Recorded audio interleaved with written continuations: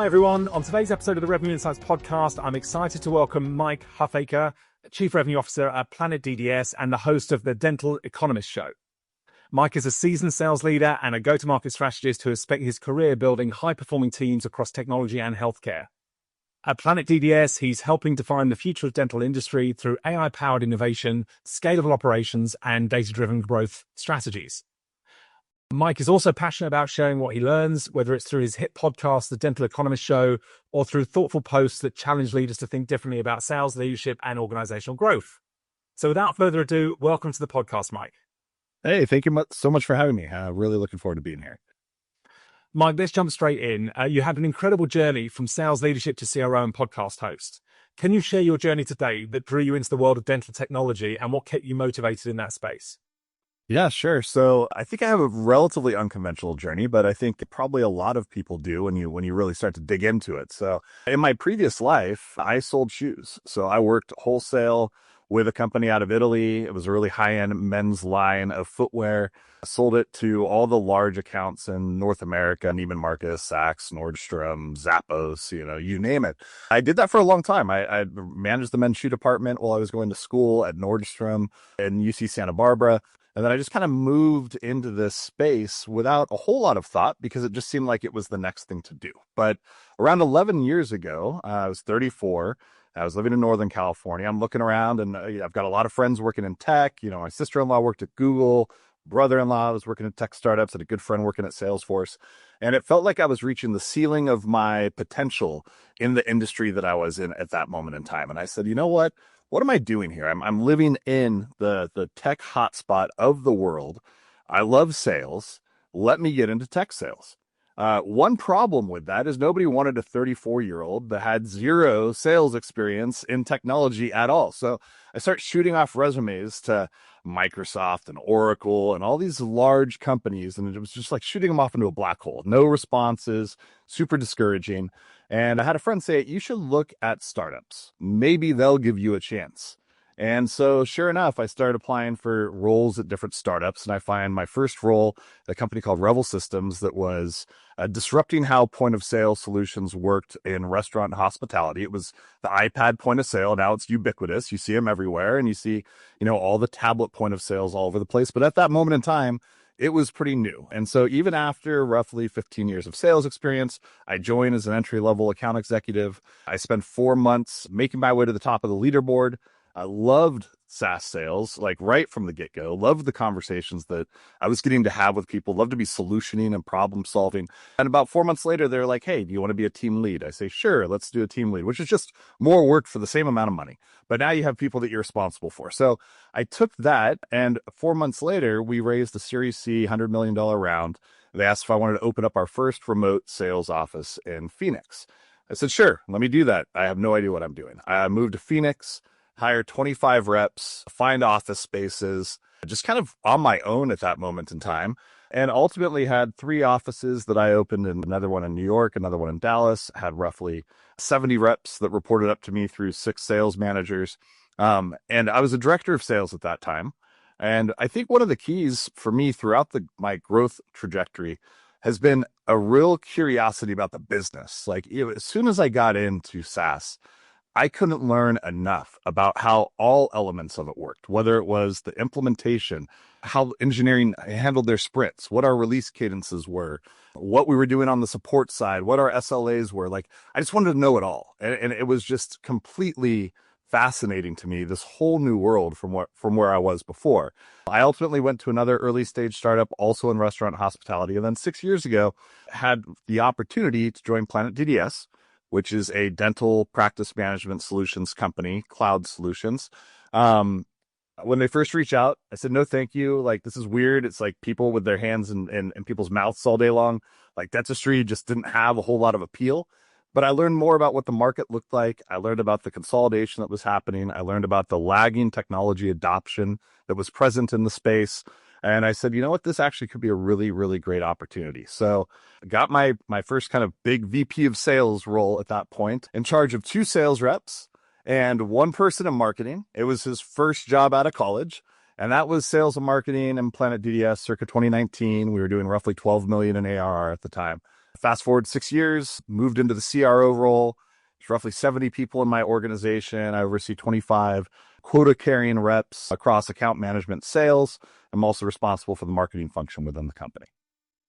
Wow, what an incredible journey! I think that the big takeaway I got from there is in those early days when you got into software, just being curious and wanting to know about how it all works and really getting under the skin of it. It's amazing how open the rest of the team are to the sales team if they ask. Sure. Yeah, if they're willing to, they'll happily come in half an hour early and show you how the product team work, or what the development team are up to, or what they're prioritizing, or stay late. Just buy them a beer and they'll join you for an extra half an hour and give you some insights. And it's amazing how few sellers are genuinely curious to understand that, especially about their own business. Yeah. I mean, everybody wants to talk about what they do. You spend so much of your time at work. Other people in their functions also are very, very vested into the outcomes that they're driving. And you just have to ask. It's one of those things that I've always found kind of interesting about growing as a sales leader in the technology space is there's this notion that you last for 18 months. Like I've always had it in the back of my head. Like that's the timeline. The clock starts ticking. You get into this role. 18 months later, they're going to fire you because you're only capable of doing the same thing that you did before. And there's the statement that what got you here won't get you there, right? But a lot of what got you here actually will get you there. And that's because the people that get there are curious, they're interested, they have motivation to succeed, they are perpetual learners. Like those are all the same things you need to get you to the next step that got you to where you are today. It's just you need to implement things differently and be open-minded and recognize that you're going to need to change as well. But I think it's kind of a misnomer when people are like, well, this person got you from here to here, they can't get you to the next step. Really depends on the person. And if they have those innate traits of perpetual curiosity and learning, they're ahead of the game, and there's definitely potential for them to continue to grow into those roles. I absolutely buy into that. So when you joined Planet DDS, they weren't necessarily the category leader. Dental software, there was already established dental software vendors out there. But now, you talk about the growth that you've seen in the business. And what do you think has been the secret behind that sustained growth and innovation? Yeah, so we just passed 100 million. So we're about 10 times, close to 10 times as large as we were when I joined almost 6 years ago. We did do a few acquisitions, but the majority of that growth has been organic, driven through the revenue team. I always think I think you can't focus enough on your customers. And so for us, we had initially kind of one lighthouse account that was a larger DSO that we had effectively won because they acquired a smaller group that was using our software and then decided to implement our software across their larger organization.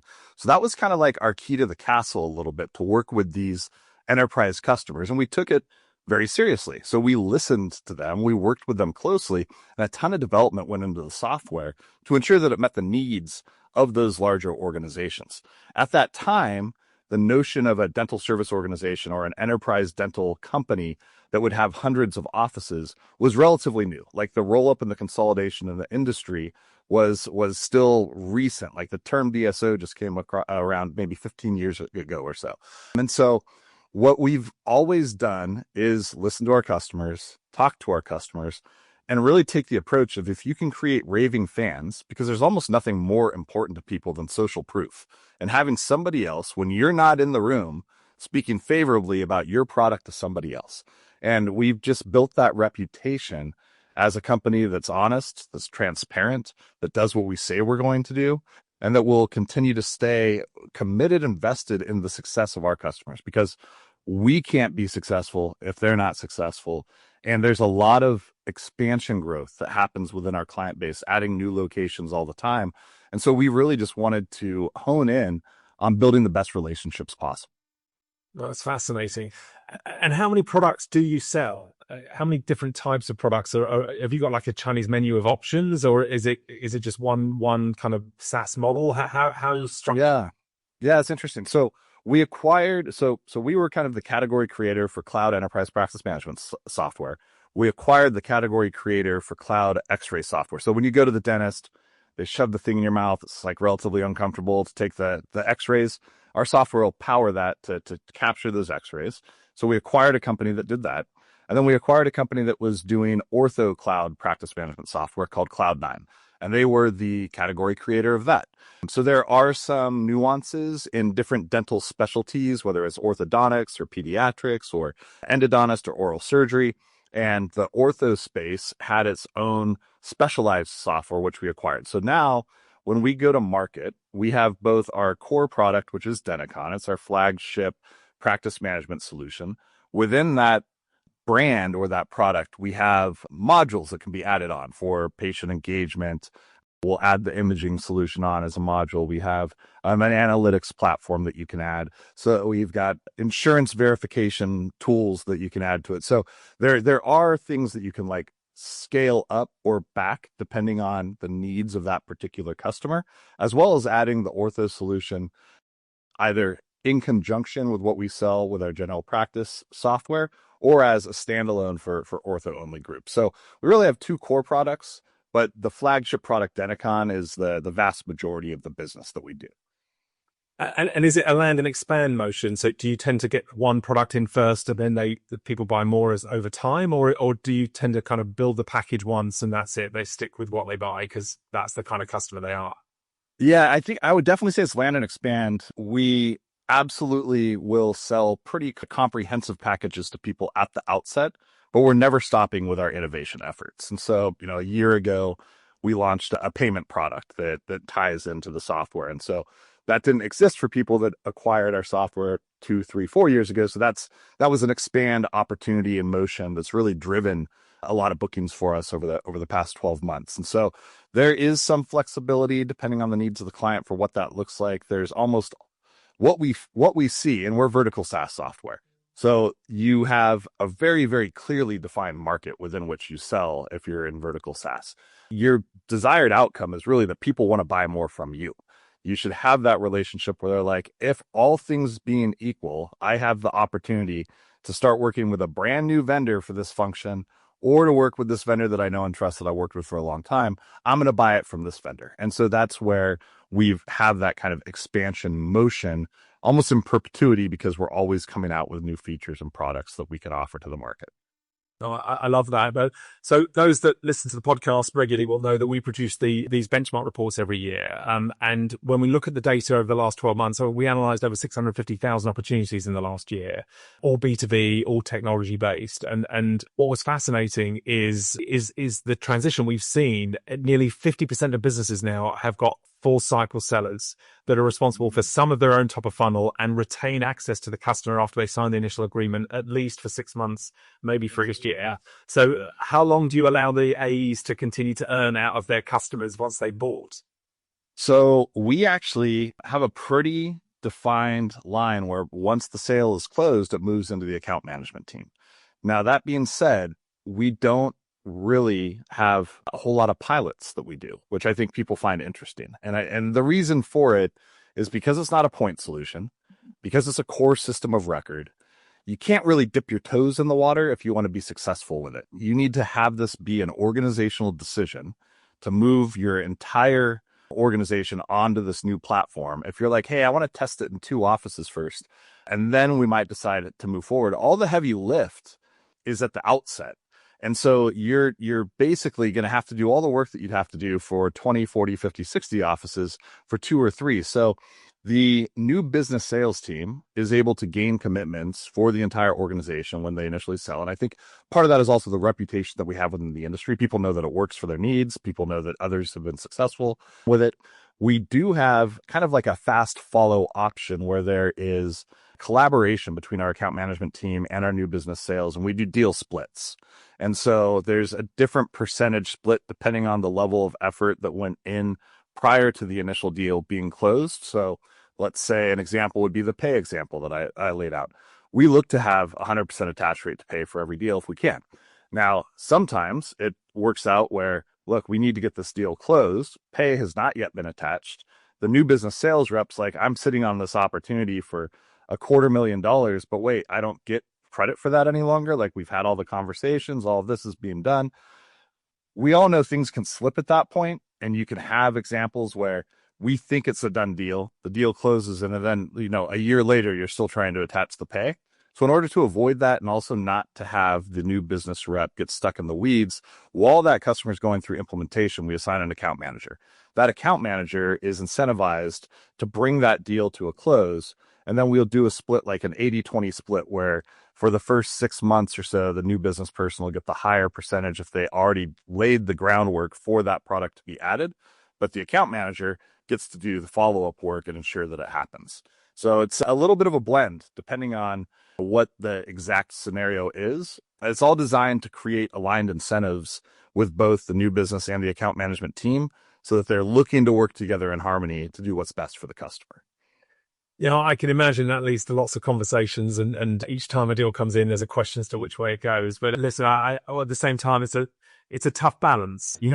On one side, the seller's built enough trust with the buyer to actually get them to sign a contract, and we know that those cross-sell upsells happen in that first year more than any other time.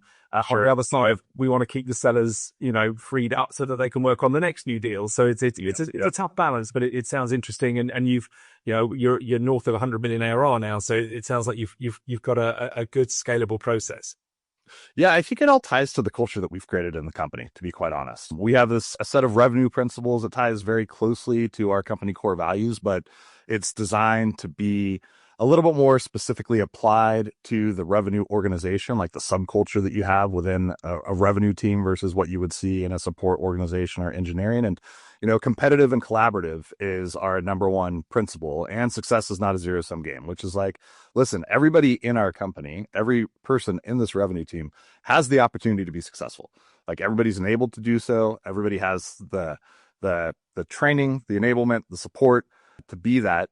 But we also have a very firm expectation that if somebody needs assistance with something, there's no like hiding secrets. There's no secret sauce. Like we are open. You help other people, you help them be successful, and you'll be successful as well.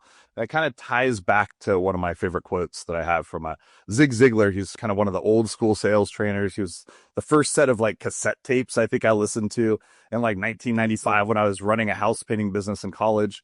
And he had a quote that says, you can have anything you want in life if you help enough other people get what they want. And I think that it's a really great way to go about living and to go about working. And it's something that we really focus on inside our organization. So we've been, I think, very, very fortunate to have a team of folks that really live by that and seek to help each other out. I buy into that massively. Always give before you get, right? And I'm fascinated to understand if you've got a partner channel in your ecosystem. I mean, you're obviously well known in your market, but do you find you getting a chunk of your revenue through or new logos from community or partners, or how does that work? Yeah, so great question. We have a channel model for the imaging software.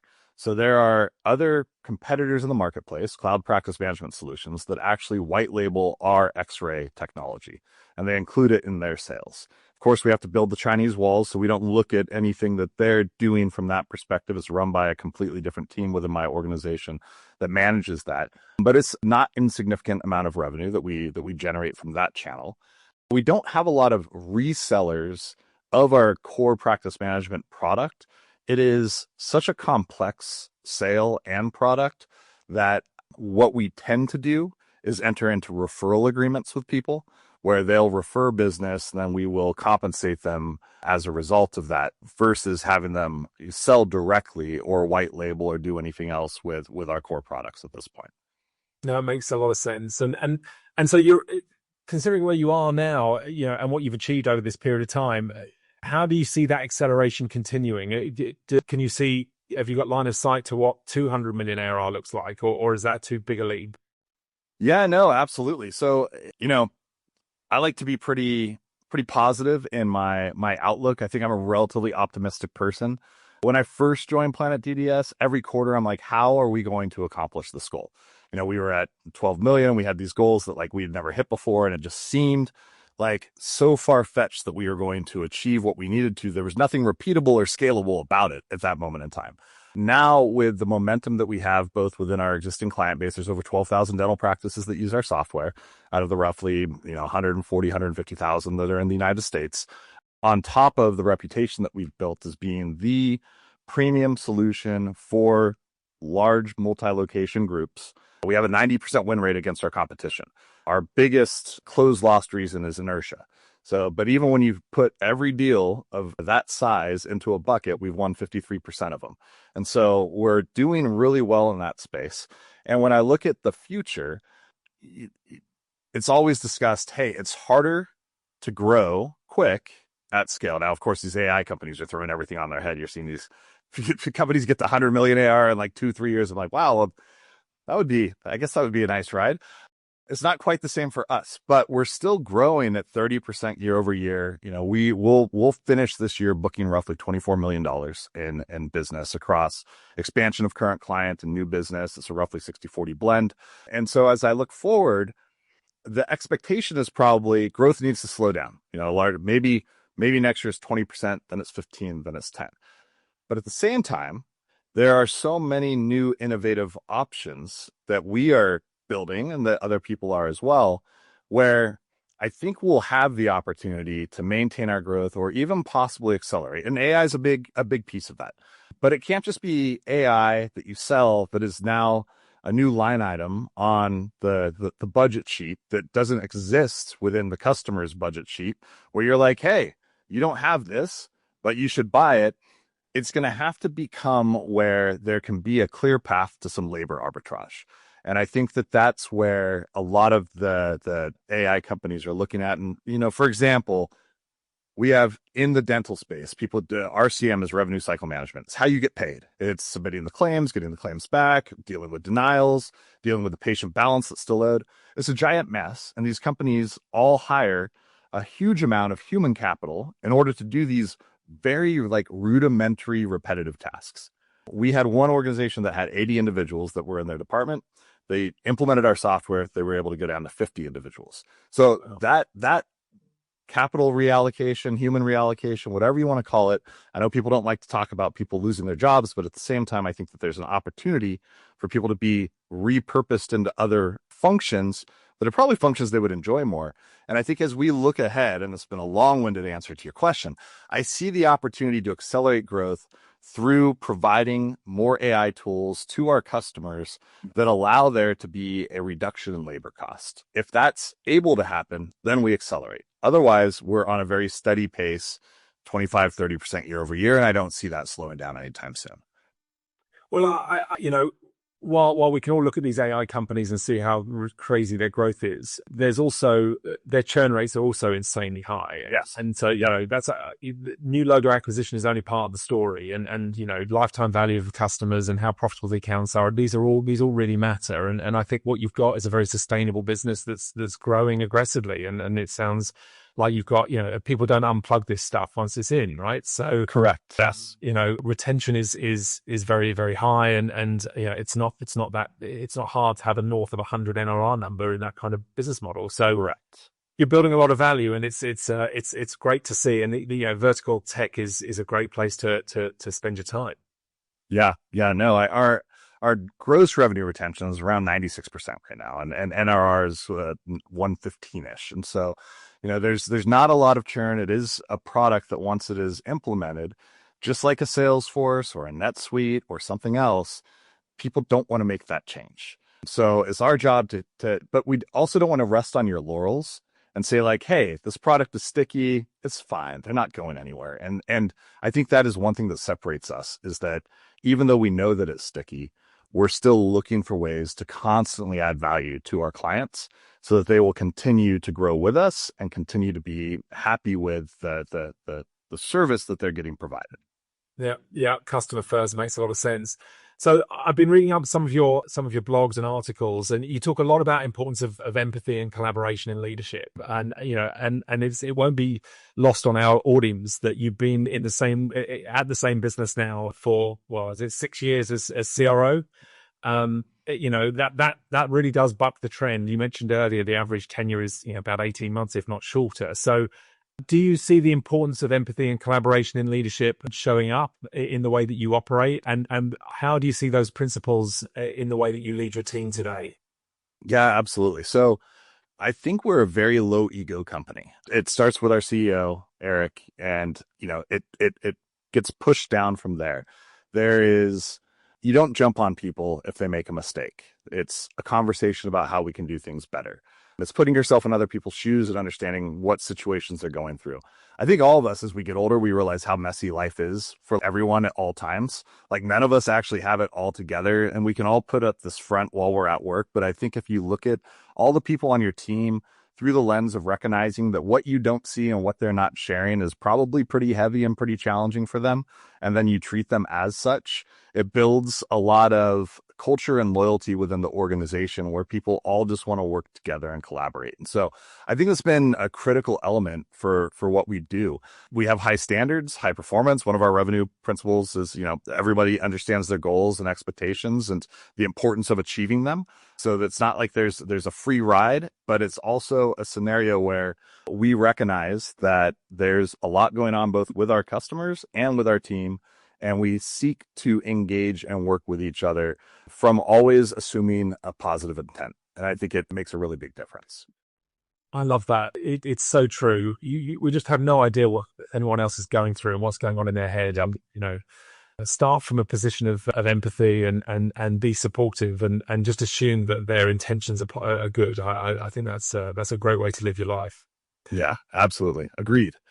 Now, we see a lot of people that have the CRO title, but when you dig into it, they aren't necessarily responsible for the whole revenue engine. Do you own everything from marketing through to success?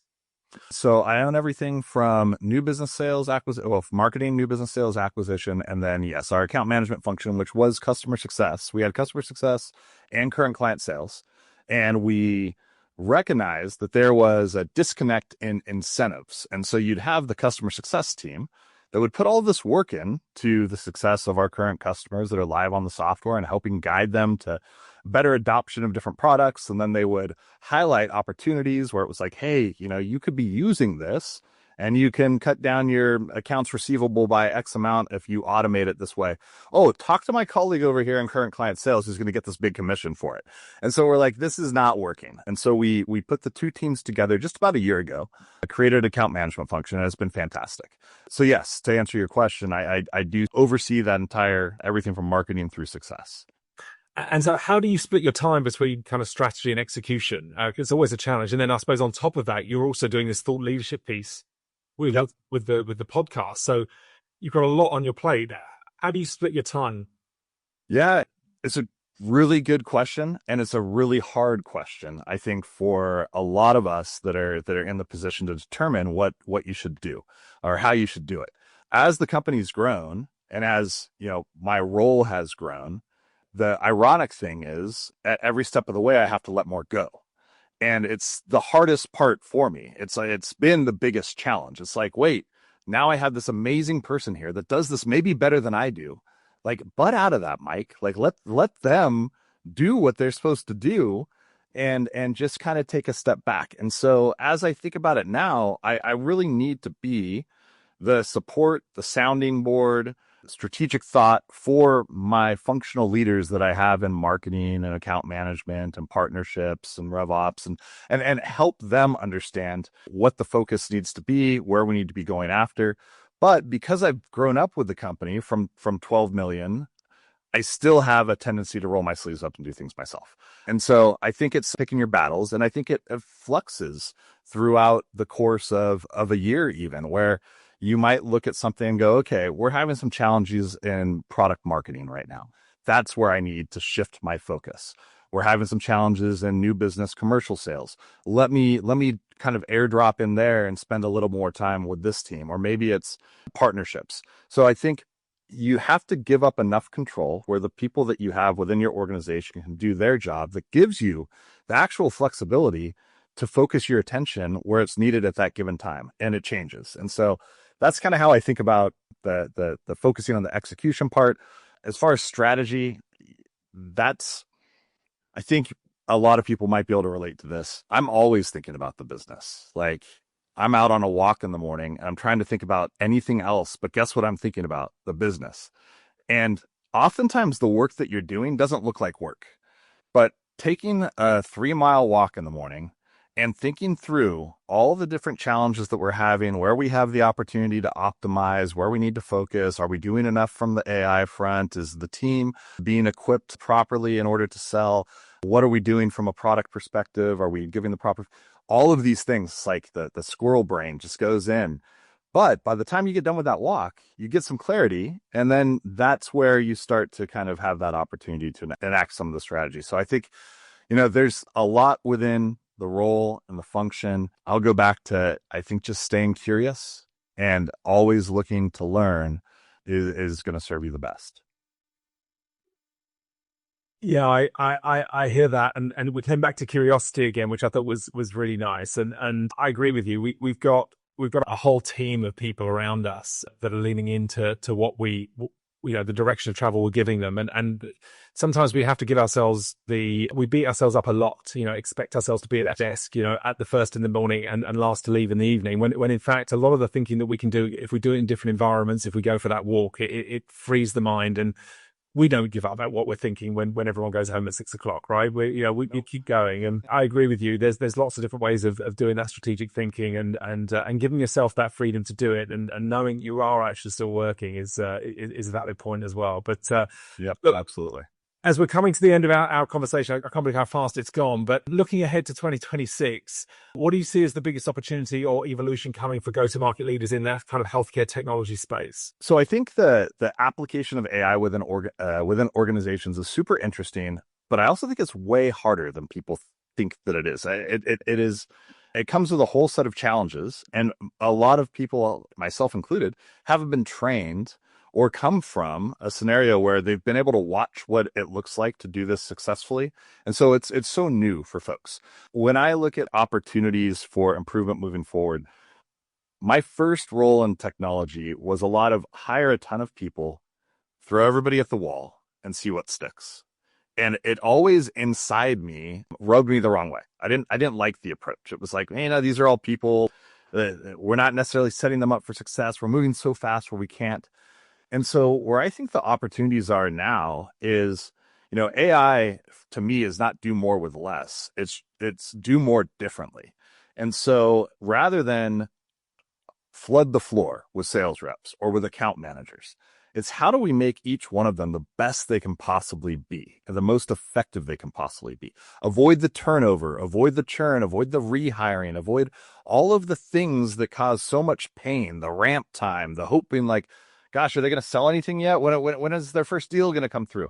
And so when I'm looking at 2026 and a lot of the conversations that I'm having with my leadership is how do we make the people that we have the best that they can be? And how do we enable them to be better? And what sort of AI tools can we put at their disposal? Like we've created some agents that are like business case builders where somebody can run a lot of the information and conversations that they've had with a customer through an agent that ties into dental knowledge and a lot of other collateral that we've put in there to create like, hey, based off these conversations, what we know about the industry, what we know about this customer, here's a business case you can provide.